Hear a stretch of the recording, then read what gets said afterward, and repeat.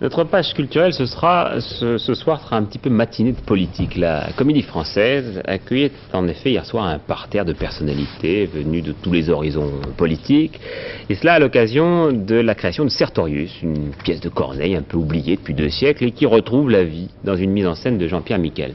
Donc à une réflexion sur l'exercice du pouvoir que le théâtre français avait convié donc une assistance assez inhabituelle dans la maison de Molière. Un reportage de Georges Bégou.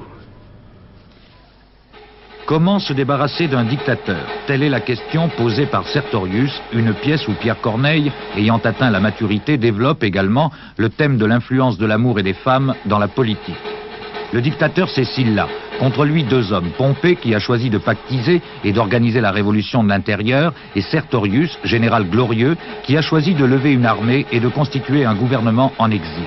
Le dictateur abdiquera, Pompée régnera, mais comme toujours chez Corneille, la raison triomphante n'arrivera pas à effacer dans la sensibilité des spectateurs l'image du héros au grand cœur.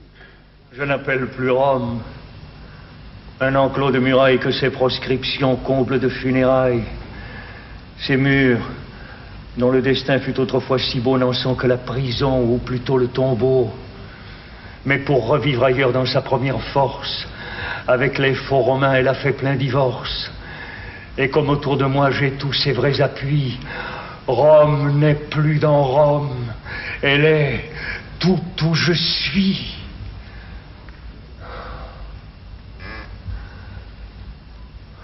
De Gaulle aurait été tout à fait capable de dire « Rome n'est plus dans Rome, elle est tout où je suis ». Bien sûr, c'est une phrase gaulienne, mais il y a un autre vers que malheureusement je ne cite pas exactement et qui est « mais on l'admirerait car il est général », qui aurait été une phrase assez anti-gaulliste par contre. La politique est éternelle quand elle est machiavélique, par conséquent, elle est moderne. Moi qui sers ailleurs, puis-je servir sous vous? Du droit de commander, je ne suis point jaloux. Je ne l'ai qu'en défaut. Et je vous l'abandonne.